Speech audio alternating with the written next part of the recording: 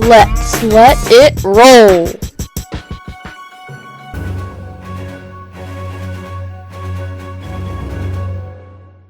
Welcome back to the next episode of the HMA Fantasy Wrestling Podcast. We are on episode number 20 now, so that's pretty cool. Getting somewhere. Got a bunch of episodes. But I'm your host, Jacob Hughley, and I am joined today by a whole bunch of people, whole bunch of guests. We got, as always, Seth Gross, Jack Mueller. How are you guys doing today? Doing great. Yeah, doing well. Sitting on a balcony, just overlooking the sunrise here in Charlottesville. Cool. We are joined once again by Mr. Sam Herring. How you doing, Sam? I'm doing really, really good. I'm really excited to get going with this. All right. And then special guest today, assistant coach at UNI, Lee Roper. How are you doing, Lee? Couldn't be any better, man. Beautiful day in Iowa, as most days are, and get to nerd out on some wrestling. So, man, I'm pretty dang happy right now. Heck yeah. There's not a better way to start your morning. No way. I think all of you guys are earlier than me. I guess me and Jack are on the same time, but I guess all of y'all are on what time zone? Central. Central, all of y'all? Man, so you're even earlier than we are. But, yeah, let's just go ahead and get into this thing, man. I'm super excited to start talking about it. And let's pull up the bracket. Sam, give me privileges. I'm sorry, I didn't know it was off. Yep. You're good. All right. You're good. All right.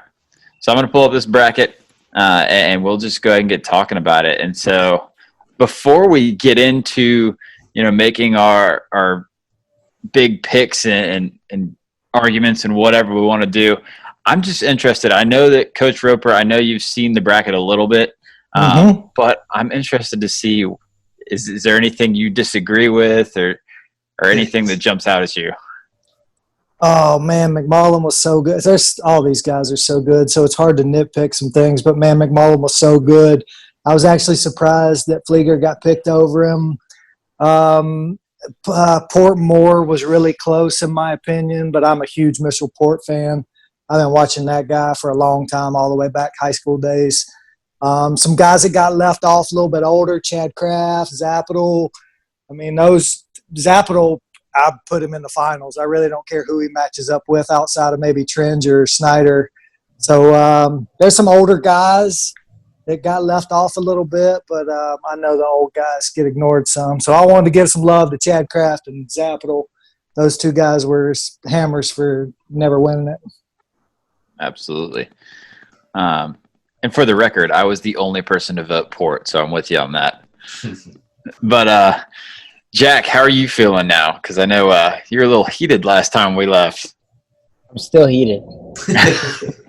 Sam Hayeswinkle should be in the quarterfinals. Against Tringe? Oh, come on now. Hayes was awesome. He was great. Tringe is going to win this thing. I agree. It's either him or Snider all day long. That's my time right there. That dude was a hammer, man. He's so good. This Hayeswinkle beat so many national champs. Was always man. Top two. He was great. Did you see his case on Twitter? He posted in the comments. He posted like his career record and people he'd beaten, and it was pretty crazy. He was pissed. I was pissed for him. I think I was more mad though, to be honest. Yeah. Man. Lightweights got to stick together. That's all that is right there. Lightweight love. Heck yeah. 125 is life, man. You guys go through some terrible things, make them wait, so I get it. I understand. Oh, yeah. I've got some horror stories. All right, well, let's just go ahead and get jumped into it. We have been up until this point doing one round per show, but there's only 7 matches left technically, and so we might as well just go ahead and do this whole thing in the interest of having a full show and not like a 20-minute, a 10-minute, and a 5-minute. So we'll just go ahead and start up at the top. The match that ticked Jack off last time, Tringe moving on to the quarterfinals to face Nick Simmons. So we got Tringe versus Simmons.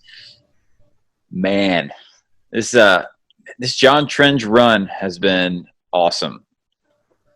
It really Yeah, has. right, Taking out rightfully Poeta, so. Poeta and Hazewinkle. I mean, can we just give him the trophy already? Or I don't know. He's got a little bit more to go. Yeah, a little bit more. All right. Does anybody have any strong opinions on this one? Jack. Actually, thinking about it now, I want to run back how much I disregarded that because thinking about the matchup, Tringe was so good from his overhook position. Had so many ways to score. He'd Polish step, he'd inside trip, had a pretty good foot sweep out of there. He'd go backside single when the guy would change his lead leg.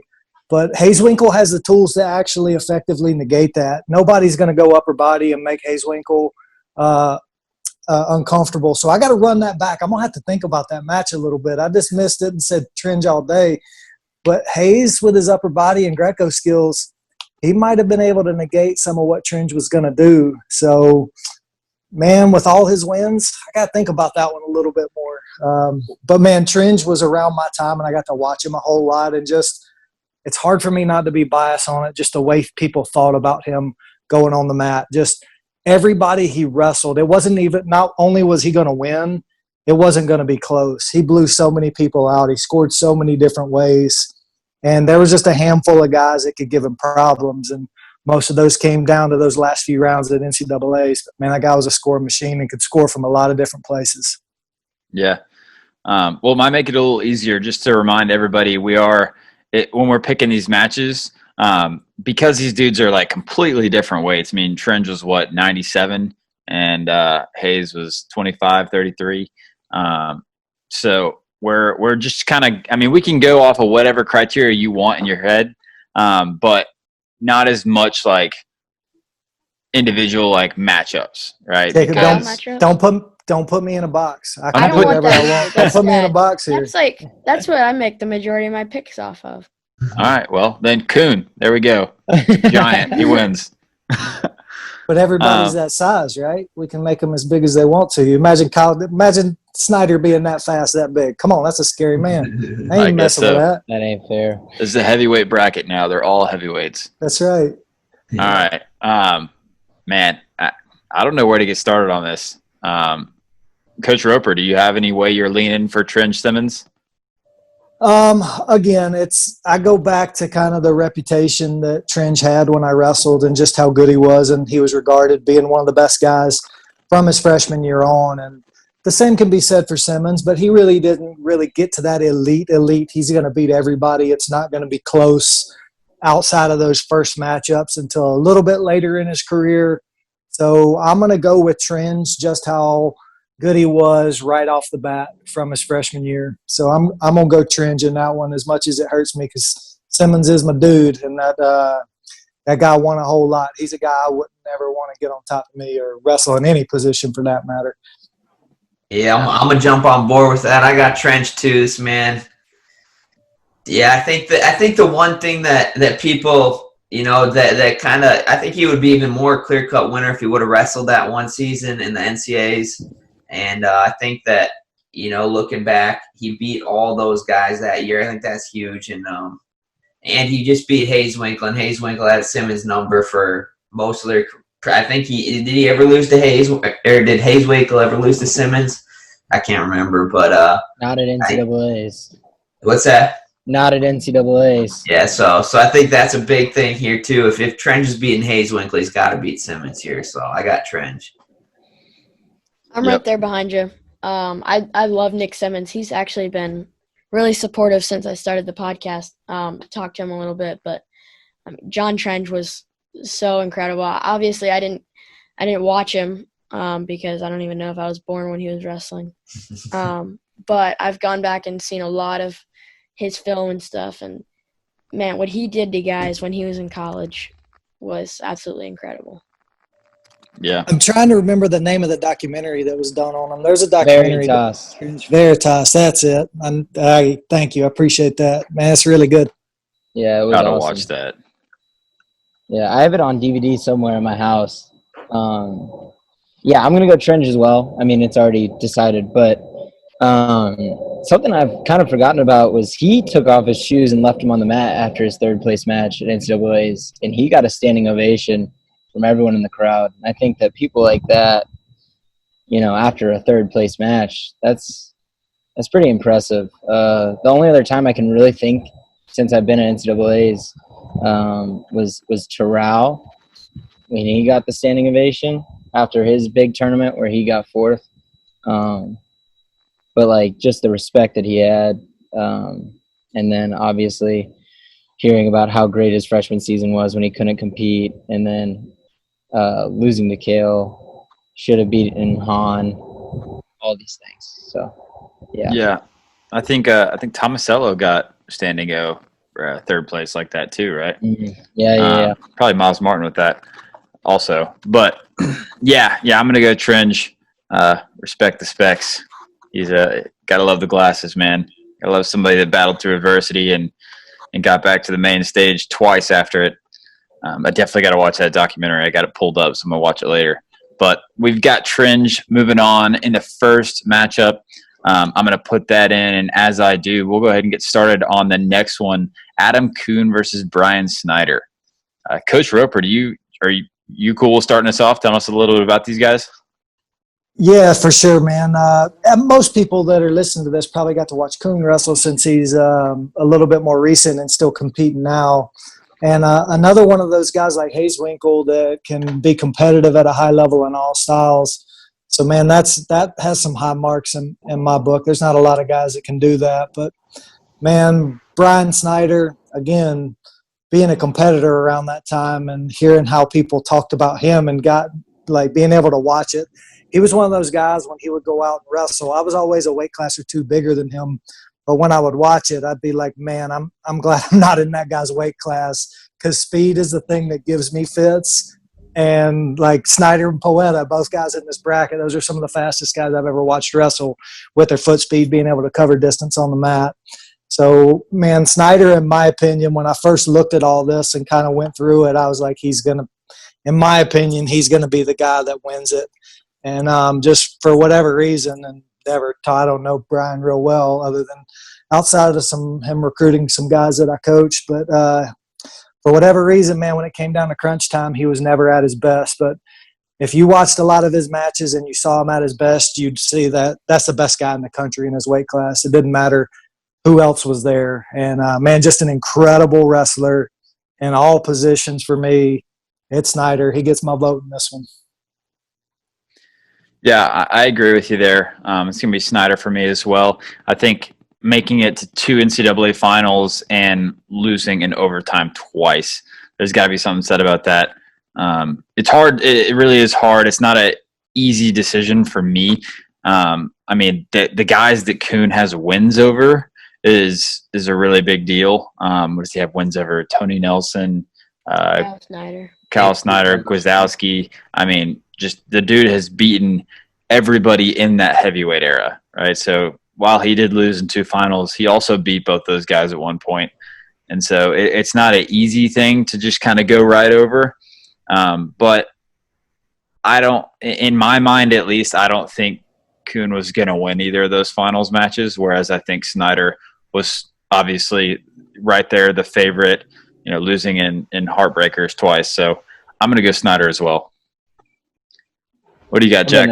I've got Kuhn. Probably a recency bias for sure. But I think that over the past 3 dominant heavyweight eras, Kuhn has a win over all 3. I mean, Tony Nelson, Gwizdowski, and Kyle Snyder, like you said. I think it's just hard to beat that. And those are the guys that won it. So we're looking at best to never win it. He beat the guys that won it, but never was able to perform that same way at the end of the season. And I also think he should be a 4-time All-American. I don't know what was up with him that freshman year, but he was beating some of the best guys. He had a win over Tony Nelson, like we talked about. Killing it. Yeah, he was killing it up till Big Tens. He did real bad at Big Tens, and then he did round of 12 at NCAAs. Before that, what did he have? Did he have even a loss? I think 1 loss, maybe.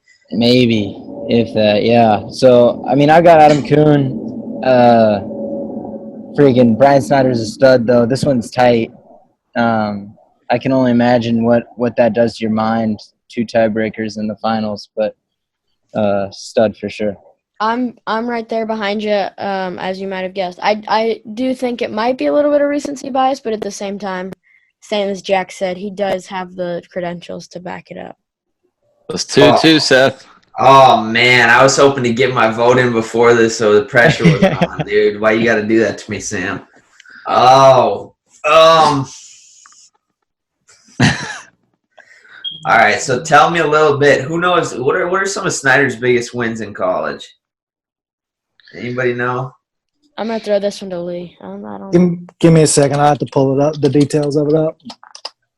Somebody fill some time. He's got to have beaten some hammers like Kuhn did too. Definitely. Oh, absolutely. I got Luke Becker. Yeah. The issue is that I'm only pulling up NCAAs, so it's like lost to TJ Williams in tiebreakers. Okay, let's just focus on. Anybody watch TJ Williams wrestle? I have a couple times. Okay, so overtime with TJ Williams. This is a guy that lost one match in his college career, wrestling a Big Ten schedule at the University of Iowa. That's it for me. That's it for me. Yeah. TJ Williams is one of the best guys to ever wrestle. Yeah, I've seen a couple matches, and that dude's unreal. Things he does. Oh man, I'm gonna go Bryan Snyder for the win this round. I'm up in the air, but I don't know. I think they're pretty even with each other. I think the one thing that kind of leans Snyder is how close he was in his final matches. I think that Kuhn wasn't Tiebreaker either of those matches versus Snyder's losing overtime matches both times. And well, like Lee said here, he was a guy that people just thought he was the best in the weight class, and I think people were shocked that he never won a title. Where Kuhn, I don't think was ever. I think he might have been his favorite going into Snyder that second year, possibly, but I don't think anybody was shocked to see him lose. Well, Snyder beat him at Big Tens, right? So yeah, he did. He beat him Snyder was still the 1 seed going into the tournament. Yeah. Yeah, I agree with you. That's where it went for me, was that Snyder was the favorite at certain points and Kuhn never really was. But we've got one semifinal set up. That's John Tringe versus Bryan Snyder. And on the other side, we're going to go ahead and jump up to the top. Chris Flieger versus Lance Palmer. I'm really interested to hear Coach Roper's take on this one, because he said it was pretty cut and dry for him before we got on. So what do you got, Coach Roper? Man, Palmer for me, and again, like I said, it's hard to argue against any of these guys. They're so good. And Flieger's a guy that's around my age too. I think he's about a year older than me. And technically, for me, the way I wrestled, I got a lot watching Flieger. Anybody that was a crab rider and scored a lot of points that way, I watched a lot of film on. So, man, I've put some time into watching Flieger wrestle and studying this stuff. But, man, Palmer, with the weight class that he was competing in and how well he did, man, it really doesn't get a whole lot deeper than 149 around that time. And you can look at brackets through all of history, and I really think that's probably one of the reasons he doesn't have a title or two. You put him in another time wrestling against other guys, he's probably going to be the best guy. It was just how deep it was. Not just one or two guys at the top. You can go down 7, 8, 9, 10 guys, and they're all really, really good wrestlers, and how well he did through that. That's the reason I'm going to give Palmer the nod. And, man, just an absolute monster on top with his leg ride. And, man, good throughout his career, never really had a lot of down swings where you were wondering, oh, what's up with this guy? He was just really consistent. Consistency for me is one of the things personally that I enjoy about wrestlers, the guys that are pretty steady Eddie, and that's what you got out of Palmer. You didn't see a whole lot of matches that made you go, that was strange. And that's why I give him the nod over Flieger. Because Flieger had a few performances where you're like, man, what's up with that dude? That doesn't look like the Chris Flieger I know. But at their best, I might say Flieger at their best, but I'm going Palmer with consistency. I think he's the guy more times out of 10 than Flieger is. Yeah. Okay. So I got a question with that too. We talked a little bit about it with Earl from the Open Mat last episode, and Palmer didn't ever redshirt, right? And so all of those crazy brackets he went through, we ended up, kind of thinking about it. And if he had redshirted, push him back 1 year, that would push him into the Kyle Dake 149 year. So how do you think a Lance Palmer, Kyle Dake or sophomore year would work out? I think that'd be a fun one. I don't know if you can ride Kyle Dake with legs, so he better be quick getting that second boot in, because Kyle's got just this weird flexibility and his slip feel on his leg ride. That'd be interesting to see, because, man, that's really one of the best things that Dake's good at, and that's obviously Palmer with his leg ride. That's the thing he's best at. So that second boot better come in quick on Dake, or you're probably getting reversed. That'd be an interesting matchup. I'm going to do some thinking about that one when I'm doing some work today. Oh, Tyrone Lewis, Lance Palmer. I didn't even notice that. Tyrone Lewis, man, that was the best guy I ever wrestled. He put some beatings on me. That guy was so good. And if you talk to anybody in the Oklahoma State room, Tyrone Lewis in the room, that was the dude. He just, for whatever reason, would never open up in his matches. Man, that was a match back then. I missed that one looking through it. Tyrone Lewis should be in this bracket right here. He should still be winning. Yeah. All right. Sam, do you have your comment yet? I got Lance Palmer. He was so good. And we talked about him with Brent Metcalf in the best of the decade duels. He was so incredible. Obviously, like, the era of 149 in the last years have been incredible between Zane, Metcalf, and Palmer.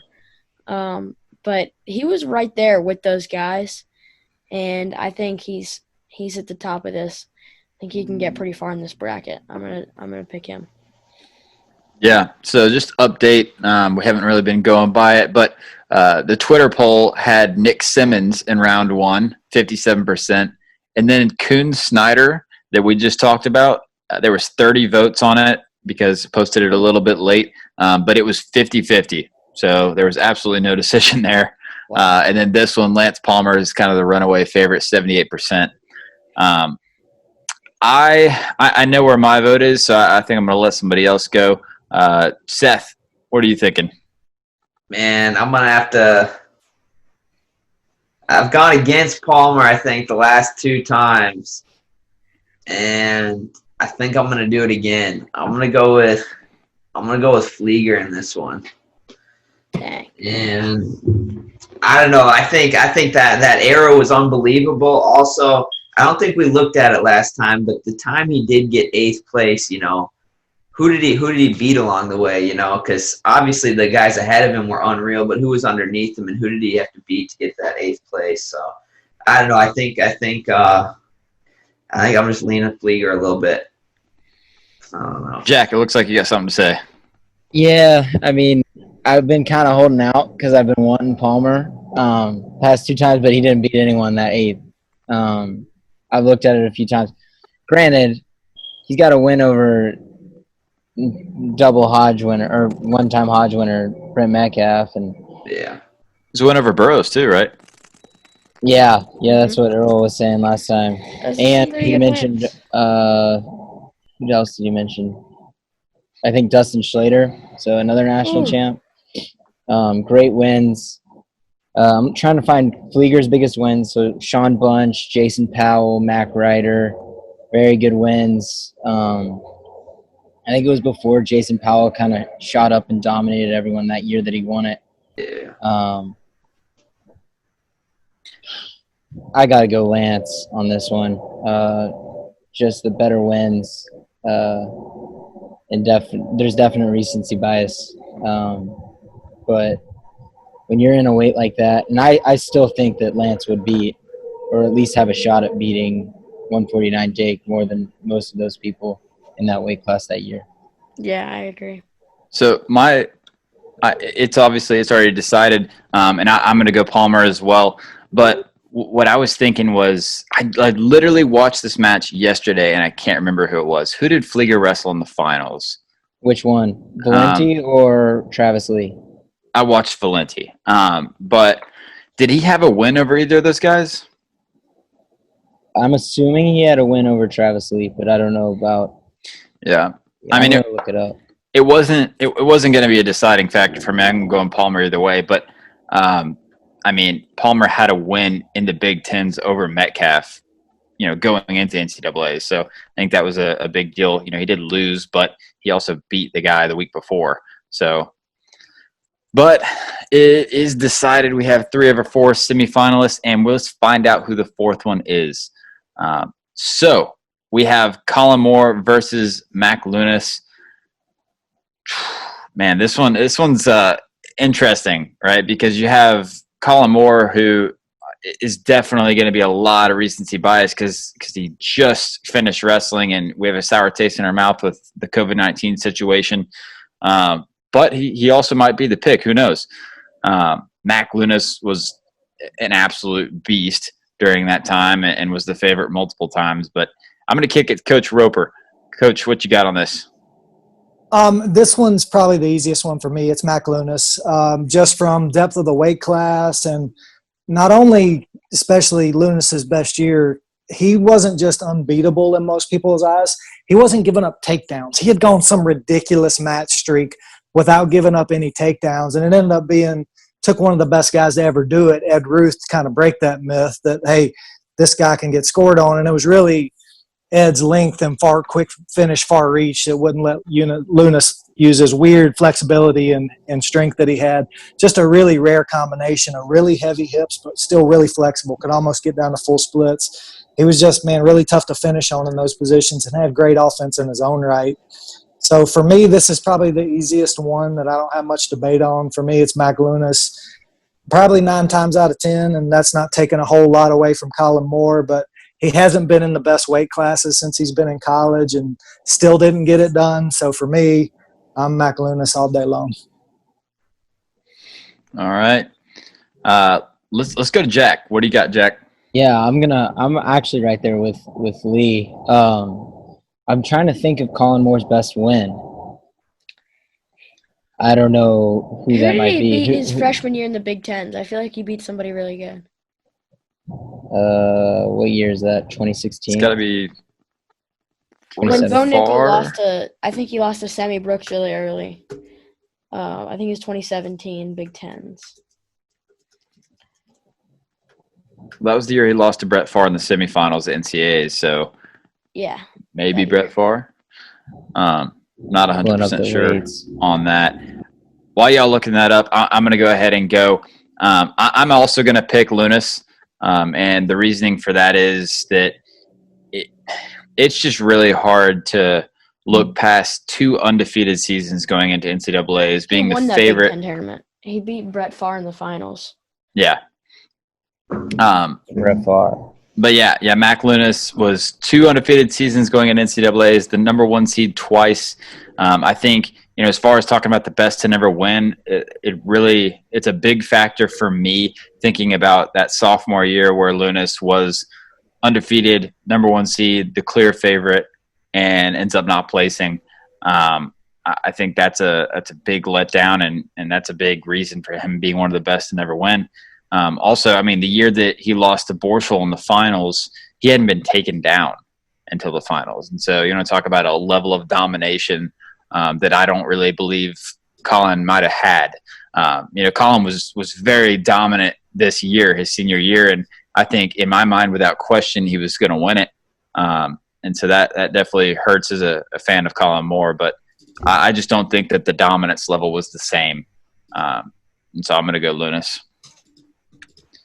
It's already over, but I think I'm leaning more a little bit. Yeah, I think he was dominant this year. I think he was dominant last year outside of Bo Nickel. I don't think he had too many close matches outside of the Nickel matches, I guess. And I don't know, he was just front. Outside of Spencer Lee, if Spencer Lee, didn't win the Hodge, he was the next up in line, I think, to win it.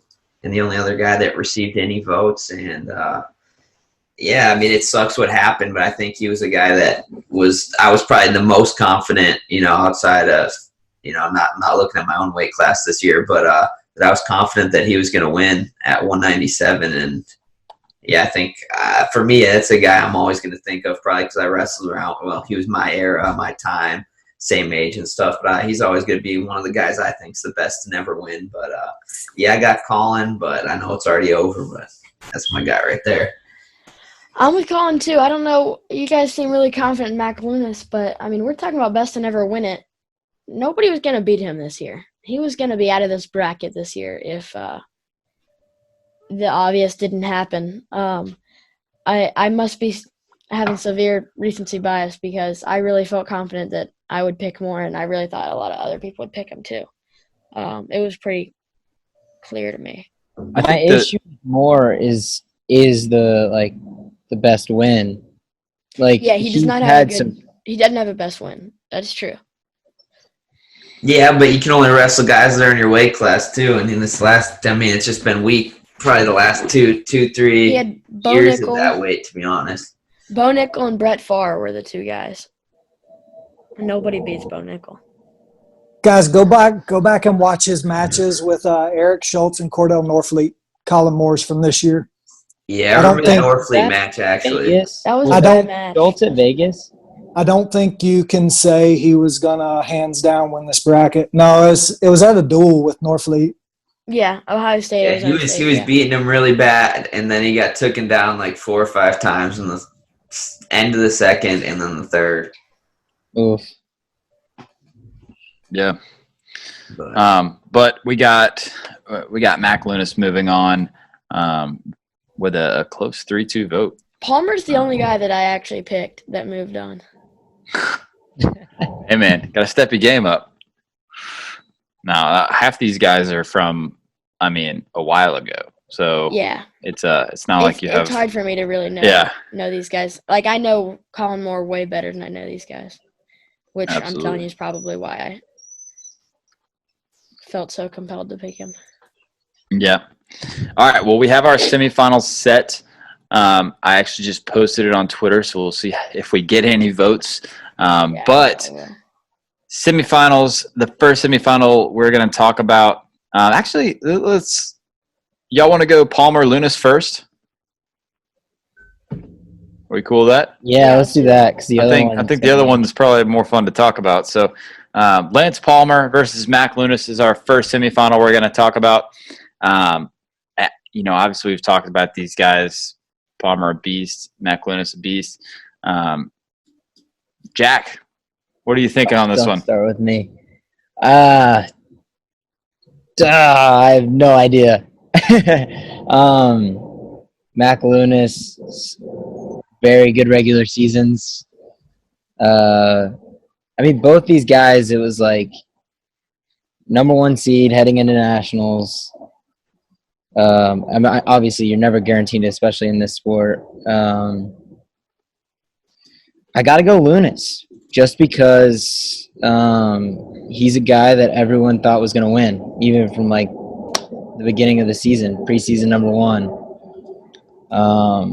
There was no doubt until he hit nationals. Palmer was a guy that was in some loaded weight classes. But like Seth says, that 8th place, he never really beat anyone. He obviously has some great wins. But now I feel like I'm talking myself out of it. See, I'll jump in. You talked me into it. I'm gonna while you deliberating a bit, I'm going Lunas. And eventually, when we first started, I was like, I think I got to go Palmer because of best win. But then you started talking about the perception going into the tournament. So if it came down to it and somebody's like, hey, man, you got $500. You got to bet on one of these guys to win the tournament. I'm going Mac Lunas. I never would have bet on Palmer in any of the brackets he was in to win it. I wouldn't put any money on him to win his bracket, and I would have with Mac Lunas. I'd have bet money that Lunas would have won a few of the years he was in. So I think I'm going Lunas. I think you talked me into it. I'm gonna jump on board. I'm gonna third that with Lunas as well. So I agree. I voted against Lance Palmer every time, and he's a guy that surprised. He had a killer career and he was really good. And I just think, like you said, he was never a guy that I was like shocked that he was just always that second best guy that was really good, really consistent. But he never surprised me that he didn't win as much as some of these other guys. Samwise, what are you thinking? Mac Lunas. Mac Lunas. I'll stick with Mac Lunas too then. All right. Well, I guess we're Mac Lunas by unanimous decision this round. If I'd have been on the first round too, Tyrone Lewis would have beat him. So he just got lucky that he made it through this long. Lewis Lewis Colin didn't cut his weight right. He was a little bit tired that first round. Palmer snuck it through on him. So if I'd have been on that first round, Tyronn Lewis wins that match. It should have been Tyrone Lewis versus Colin Moore in the semis. Yeah. No. He was It's all right, Sam. You can be wrong every now and then. Yeah. On the left side of the bracket is way harder than the right side. Yes, That might just be my opinion, but Sam Hayeswinkle, Mike Poeta, John Tringe, Percival, Thomas Gilman. Tyler Yep. Caldwell. I think every episode we've spent a whole lot more time on that left side than the right side. 100%. Oh, for sure. Yeah, and there's so many matchups like first, second round that I look at and I'm like, this could be a finals match. You know, like you're talking about Poeta Tringe round 1. That's crazy. Tringe Hayeswinkle, Caldwell Kuhn's a big match. I think there's all kinds. Craig Brester, Mitchell Port. That's insane. I'm still really heated about the Gilman losing round 1, but whatever. Well, I'm still not over it. I don't know if I'm ever going to be over it. But What's your take on that, Lee? Would you have picked Gilman or would you have picked Percival? That's one of the matches that I was most interested in, and I'd like to see them wrestle. They're both crazy physical wrestlers, but I would have picked Percival in that one. I think he's probably one of the guys in this bracket that most people wouldn't know about how good he was, and then he was another one that was good right off from jump, man. Jake Percival was incredible. He was a great wrestler. Man, you want to talk about pace. Oh, my goodness. He would put a pace on you. That weight is so interesting to me. We've talked about it in the past, but it was like Ohio, Jake Percival, Stanford, Matt Gentry, Michigan, Ryan Bertine, who's obviously not that mainstream, but it's not like one of the big 4, big 5 schools. Alex Terrapelli, Illinois. Like it was an interesting weight class, but they were all studs. I was telling Jack earlier, I mean, Percival might have had a pace, but could he gas guys from bottom?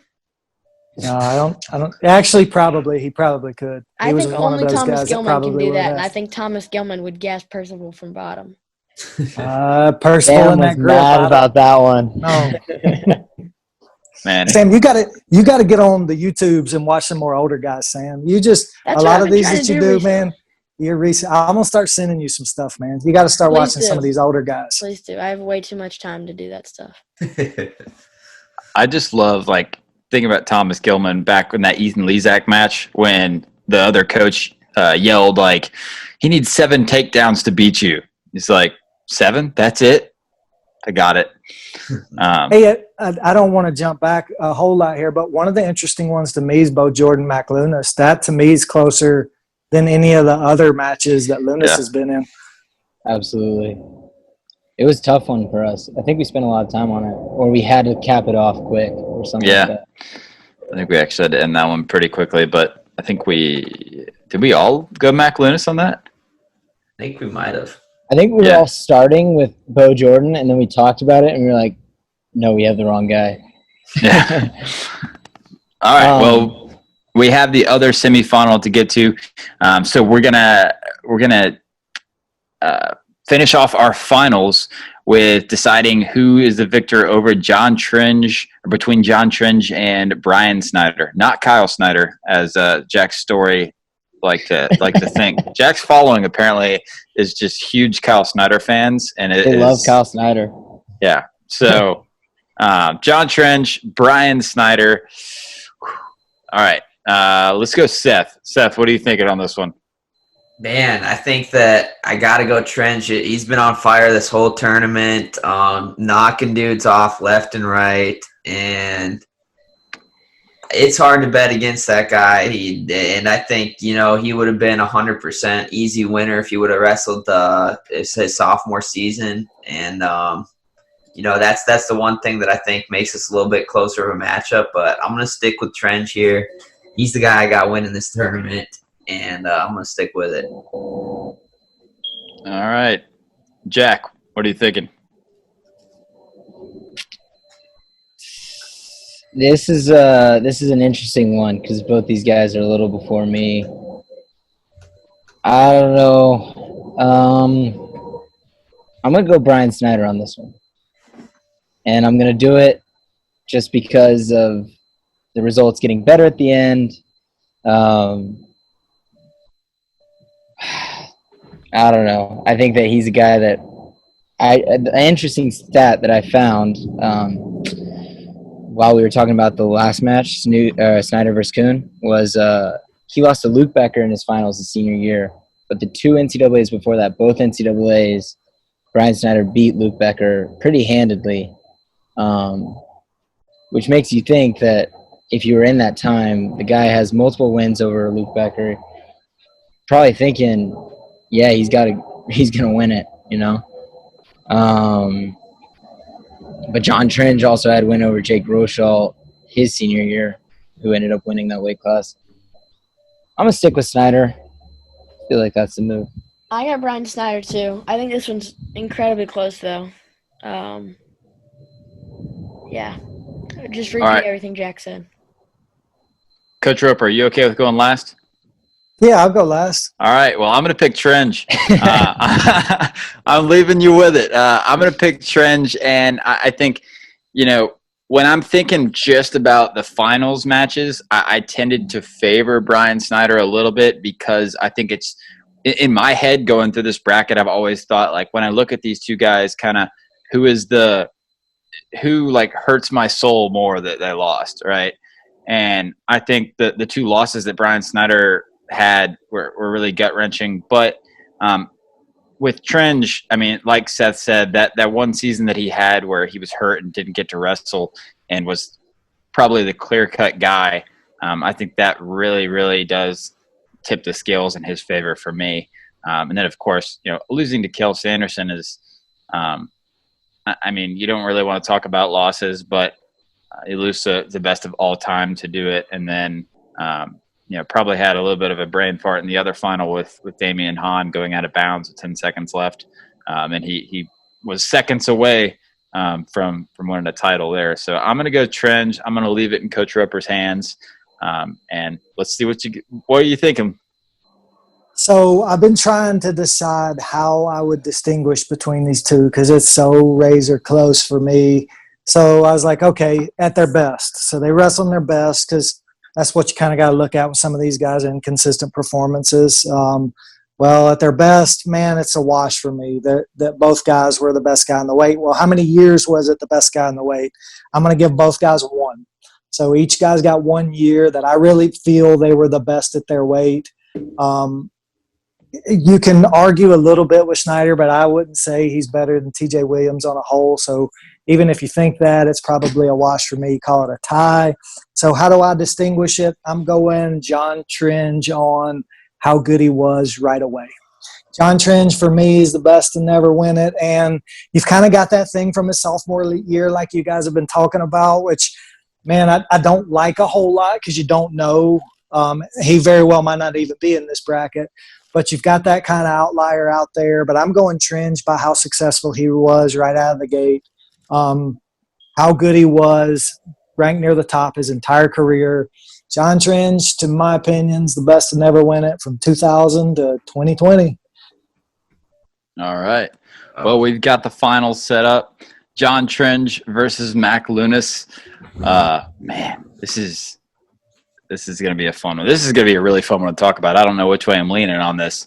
But before we talk about this particular matchup, I'm interested, and maybe you guys haven't thought about it exactly, but what are some – I don't think any of us had this exact finals, when we looked at the bracket originally, right? And so for me personally, I think I had Tyler Caldwell and – I mean, I was thinking like Montel Marion. So that was probably would have been my final if I had picked it, just originally first looking at the bracket without talking about anything. I'm interested to hear what you guys would have had. Yeah, I'll go. I had Hayeswinkle, and that right side is like definitely interesting. I don't know who I had from the right side. I definitely had Hayeswinkle and Snider in the semis, and I thought the winner of that would be the winner. I feel like I voted against Tyrone Lewis, but like at first glance, he's a guy that I've always heard was the best to never win it, or one of the best to never win it. And watching his finals match against Troy Letters, the announcers are like, dang, great career, one of the best to never win it. And so I guess that's stuck with me since childhood. Mitchell Port would have probably been out of that semis, but then this is all first glance. So after research and stuff, I actually voted against both those guys. I had Hayeswinkle winning it. Yeah, I think going in, I was Hayeswinkle and Moore was my other one. I think just that's how I was too. Yeah.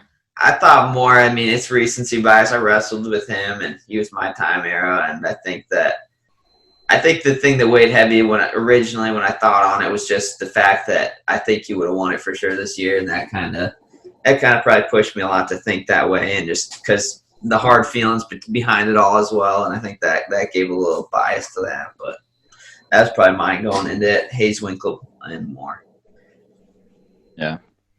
For me, it came down to whoever won between Tringe and Snider. And man, you guys got me thinking about Hayeswinkle a little bit more. I need to go back and watch him compete collegiately a little bit more, because I've got a lot of his freestyle stuff in my head, and I think that's what's skewing me a bit. I need to go back and watch his collegiate career again. It's been a while since I've watched him wrestle any folk style stuff. Other side, oh man, Tyrone Lewis.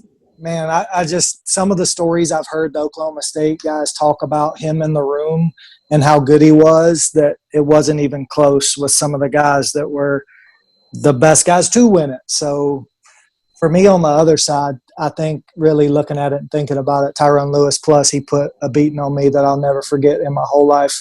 And I haven't wrestled many guys that I felt helpless against. I'm not kidding. He waited for me to blink, and he hit me with a low single. He was just watching my eyeballs, and I blinked, and he was on my ankle. And what do you do with that? I don't know. And not to mention the two super ducks he hit on me, one on the right side, and then the right side was bad enough. He put one on the left side, and the very first thing to hit the mat was my nose. When he put, I'm so glad Flo wasn't around then. Everybody be watching that highlight over and over and over again. So the other side for me is, like I say, you got Hayeswinkle, Tringe, and Snider on that side of the bracket. So whoever comes out on the left side of this bracket's the winner for me. I'd be okay with any of those three guys, probably. Man. I've said this also a lot, but I think Poeta on the other side would have come out on top as well. Kuhn I think could have too. Yeah, Kuhn. Like a lot of these guys. When I first looked at it, Thomas Gilman was like, anytime someone before this bracket, someone said best to never win it, Thomas Gilman was the guy that came to mind every time. So when Jacob and Jack were putting together this bracket, I was thinking Thomas Gilman's gonna go really far in it. My freshman year, I had a conversation with George D. Camillos before the season started. I didn't even know I was going to wrestle. And I was like, who do you think's going to win 125? Kind of baiting him because, like, I knew I wanted to wrestle. I knew I wanted to win. And he goes, oh, Thomas Gilman for sure. And I was like, dude, like what? You're supposed to be my teammate. And, yeah, I mean, people loved Gilman. I just think that when the lights shined, at least in NCAA, something wasn't right. Mm-hmm. Yeah, but I mean, we can go ahead and get into it then. John Tringe versus Mac Lunas. This one, I honestly don't know which way I'm swaying. Is there anyone that knows right now exactly which way they're going? Yeah, I'll jump in right away and go with Tringe. I mean, coming out of that left side, it's hard to bet against anybody that wins that left side of this bracket. You know, the guys he went through to get to the finals here, and I just think it's got to be Tringe, man. He was unbelievable, and compared to, I mean, Lunas, he had that streak of not getting taken down, but then Ruth stopped that, and they're both unbelievable, man. But it's got to be Tringe at this point. Yeah, too much evidence. Tringe went through Poeta, Hayeswinkle, Simmons, Snider. Yeah, it's Tringe. Sam, what are you thinking? It's Tringe. I don't think anybody's gonna say Lunas here. It's pretty simple. Jack? See, I want to just say Lunas because going off Lee's criteria, it was how many years they were the guy like that you thought they were going to win. Lunas had 2. I like it. Using my own logic against me. I'm just saying. That's the sign of a good debater right there, man. That's what you do. Based off that, it's got to be Lunas. Jeez. Oh, man. Yeah, I mean, I guess Seth, Lee, and Sam already went Tringe, so it's going to be Tringe, but I'm right there with you. I was leaning Lunas, and I'm gonna stick with my vote and make it a close one at least. But yeah, I got Lunas. Like you said, that was the exact same thing I was thinking. Is he was the man for multiple years, and I just think that's something that's kind of hard to pass over for me. But we got John Tringe as the winner, 3-2 vote, and I mean, definitely well deserved. Whoop, what happened there? Definitely well deserved. He completely destroyed his way through a bracket where Jack thought he was going to lose in round 1. And so, yeah, he made it all the way to the finals and did the dang thing. Man, I mean, looking back at this is a crazy bracket. This is a lot of fun. I think that people were most upset at the seeds, but that was the best part about it. Dude, I got freaking attacked for that. Goodness gracious. Hey, Also- I have a question. Does this mean that Mac Lunas is the best to ever win it? Possibly. Tringe has won it, so I guess so.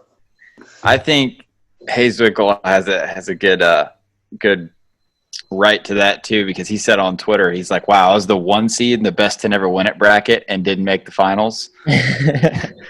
So yeah, Lunas and Hazewickle still got a good compelling story for that. But I gotta watch that John Tringe documentary. I think that's definitely something I'm looking forward to. But Mac Lunas is winning on Twitter. If I say anything, I just want to point that out. But man, well, thank you guys for coming on. I really appreciate it, and it was a great time. A lot of really good matches, fun to talk about, and we have now, at least in the HMA circles, have decided who was the best to never win it in the last 20 years. That's Mr. John Tringe. I appreciate everybody coming on. Man, does anybody have any last words on the bracket before we close it out? I mean, that was fun, man. It was a blast going through that and getting some arguments here and there. But I think it was a cool thing to do and give some of these older guys some love on here and just bring back up and really look at some of the stats, how great all these guys were. So it was fun and glad we did it. And I'm not going to be an ageist and limit it to 2000. Now Tringe has got to wrestle Zapital out in the parking lot for really the best to ever win it. Yeah. So, Jacob, you want to tease our next project? Yeah, absolutely. So we are actually talking with Earl at the Open Mat, and we are going to be coming out with this week we're working with the name here, but NCAA champion duels. And so over the last, we just did 16 years to make it an even 16-man bracket. I went back and took the lineups from each year, the NCAA champions, right? So in 2019, the 10 champs, and I put them in a duel, or on a dual team. And we went back for 16 years and made all 16 dual teams. And so we're going to go through and try to determine in the last 16 years, what was the best NCAA champion lineup that we had. And we actually seeded it, and we used NCAA championships, All-American honors, Hodge Trophy wins, all kinds of stuff to seed the bracket. It's going to be a lot of fun, and our man Earl at the Open Mat is going to be helping us out with it. He's going to be on the call with us, and he's actually going to be writing articles about the duels over on theopenmat.com. So we're going to kind of partner up with them for this project. It's going to be a lot of fun. Really, who's got the 1 seed? 2005. So Oklahoma State lineup.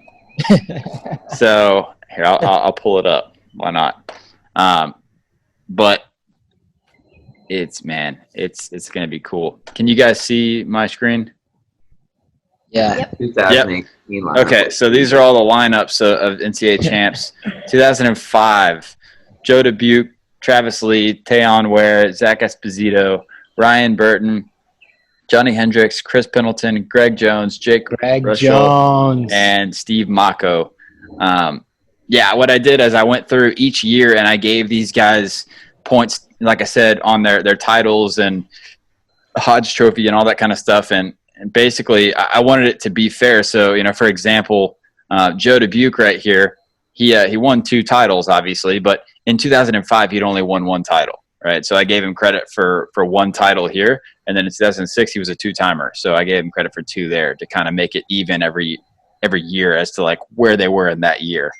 But yeah, 2005 ended up coming out on top, and the number 2 seed is 2013. So what are we doing for 2005? Just saying go Pokes?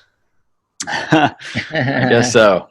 2013 is the number 2 seed, but it's going to be a lot of fun. Like I said, we're in the talks with Earl and the Open Mat about getting that out to you guys, hopefully this week. So tune in for that on HMA and the Open Mat. It's going to be a lot of fun. Looking forward to it. But we should probably go ahead and sign off because I'm sure that all these guys got other stuff to do with their life. But thank you again for coming on. Had a great time. I look forward to the future projects, and we will see everybody next time.